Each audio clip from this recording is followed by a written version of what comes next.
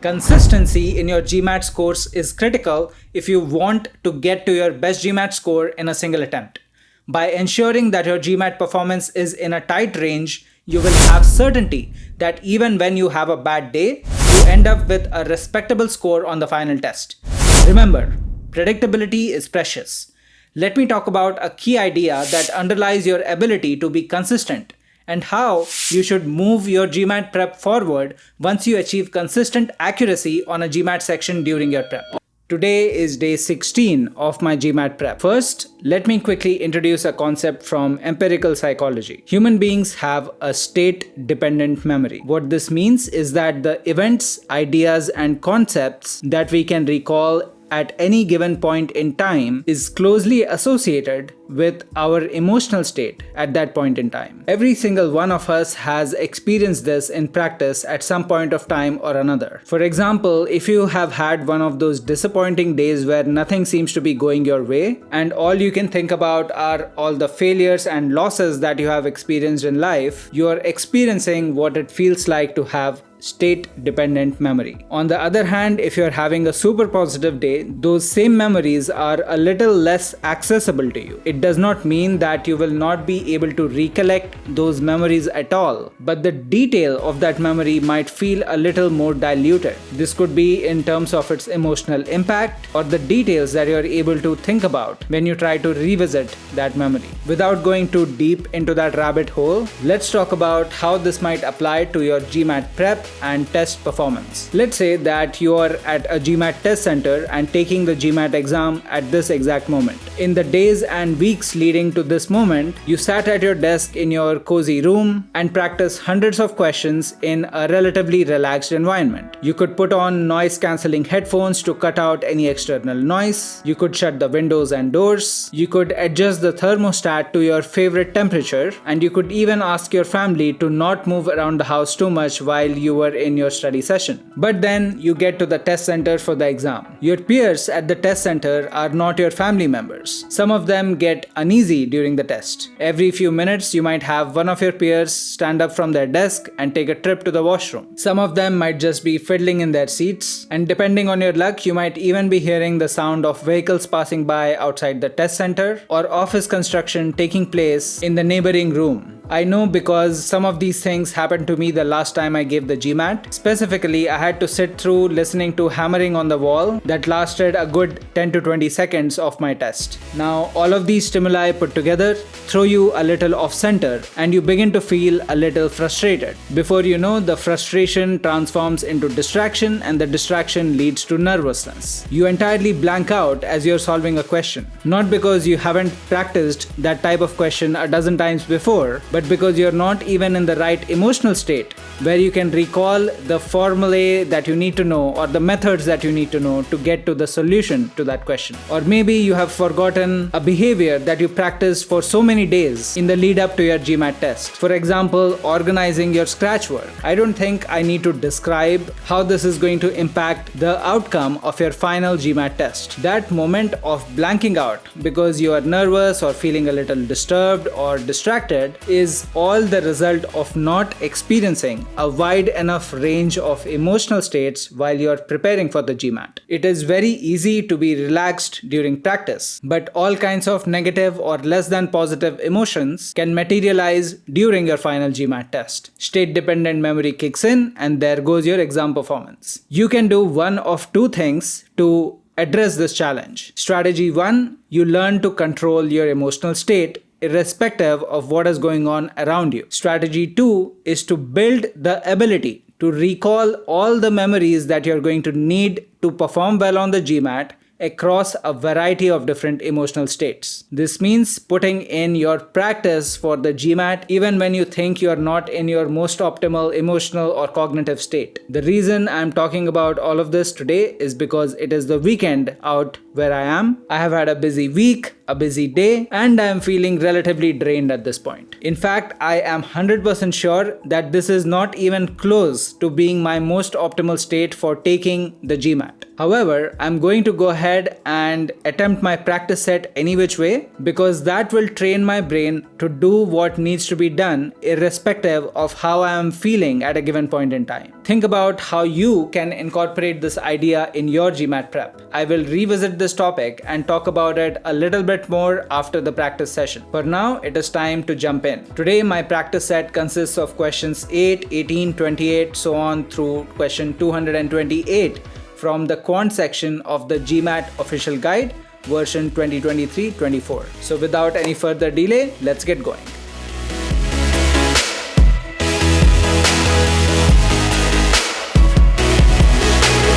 Alright, so that was 70 minutes in total, solving through the practice set, checking answers, and then identifying some quick learnings. In total, it took me 54 minutes to get through this set of 23 questions. Of those 23 questions, I answered 22 correctly and 1 incorrectly. The curious thing is that I actually solved all 23 questions right, but on the one question that I answered incorrectly, I made a mistake in selecting the corresponding answer option. Because I've been using the physical version of the GMAT official guide to solve through the practice set, I have the habit of noting down the question number and the corresponding answer option whenever I am done solving through a particular question. The question I answered incorrectly today was question number 28. Looking back at my notes, I realized that I had actually solved the question correctly, but then I ended up choosing option C instead of the right answer option. Again, this is one of those small but costly mistakes which you do not want to commit on the GMAT. These kind of mistakes can happen, especially if you're in a rush or if you're feeling too tired. In a way, it's a good thing that I committed this mistake on a practice set, because now I will be better aware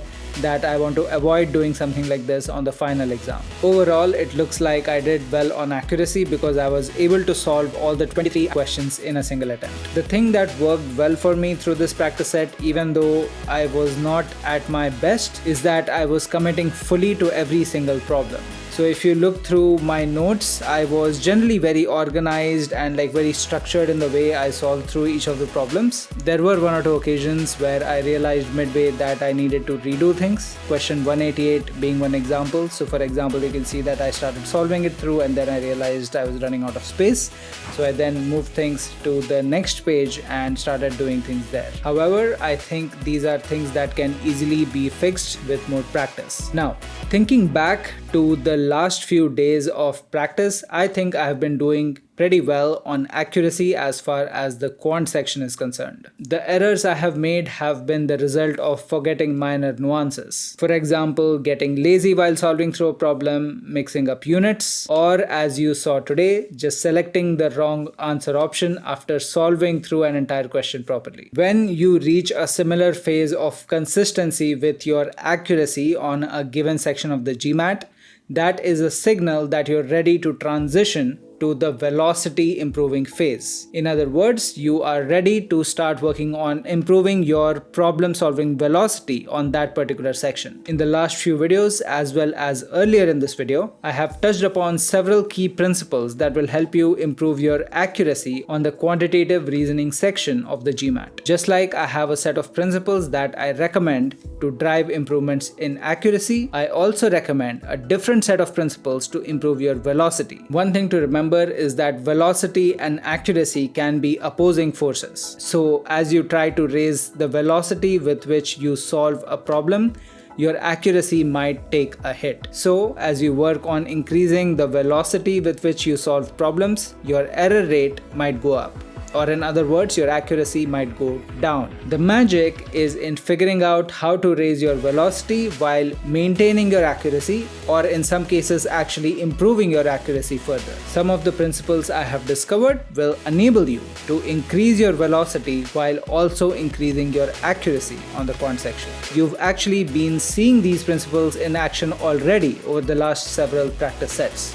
However, I have not been calling them out because my primary focus has been to work on the accuracy side of things. There is one important detail about velocity which is easy to miss if you have been following me along through my practice sessions. The final GMAT expects you to solve 21 questions in 45 minutes on the quant section. Each of the 8 practice sets that I have worked through on the quant section till date consisted of 23 questions. If you do some quick math, the benchmark duration for a 23 question practice set should be somewhere around 47 minutes. But there is another invisible angle to things that might actually blow your mind. This has to do with the mix of difficulty levels of the questions that will show up on a practice set versus what are likely to show up on a final GMAT exam. We know that the GMAT is computer adaptive. To the extent I am aware, there is no standard guidance on the mix of difficulty levels of questions that will appear on the quant section of the GMAT for someone who is answering every question on the section correctly. So we don't really know if out of the 21 questions in the quant section, you are going to get 7 easy, 7 medium and 7 hard questions if you were to answer all the questions correctly within the 45-minute time frame. However, the practice sets that I have been working through over the past several days were created manually by just selecting question numbers from the GMAT official guide.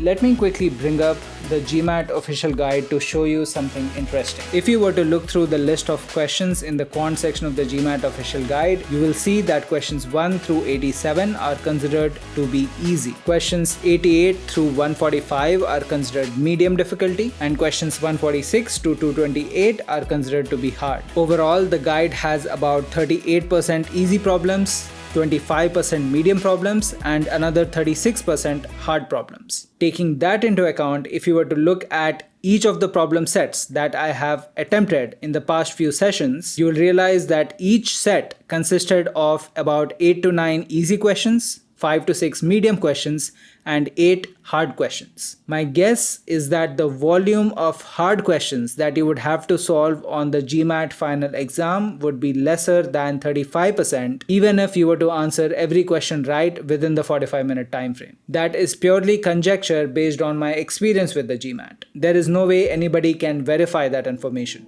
What I'm trying to get at here is that while the velocity metrics you arrive at from your practice sets are a good indicator of how you are doing, you must look at them with some degree of skepticism. One of the biggest mistakes I have seen people make is that they create practice sets out of questions, all of which are rated as easy. As a result, they end up overestimating or underestimating their performance significantly. The only real way for you to get a sense of how you're doing in terms of velocity on a given section of the GMAT is for you to take an official practice exam. Note that unofficial practice exams offered by GMAT training organizations generally will not do a good job of giving you a clean benchmark on your velocity. This is simply because there is no way to replicate the algorithm of the GMAT or to find out for certain what GMAT would consider an easy, medium, or hard question. The best information you will be able to find is what is made available in the official GMAT practice materials. So in line with my study plan, I'm going to take a practice exam tomorrow to get a clear sense of how I'm doing on velocity. My best guess at this point, as far as the quant section of the GMAT is concerned, is that I might already be well within range of the velocity that is required on the final GMAT exam. This is because I have already been applying the velocity boosting principles while solving through my practice sets. Of course, there is always opportunity for improvement. Not to mention, my experience and data points till date are largely from the old format of the GMAT. I can only be 100% certain that my velocity is sufficient for the GMAT Focus Edition after I've taken at least 1 or 2 practice exams. We will come to that in the next video. Before you go, remember to hit like, subscribe, and bell. Put in a comment if you want to discuss something with the community, or send me a question using the Ask Me Anything link in the video description. That is all for today. I will see you next time.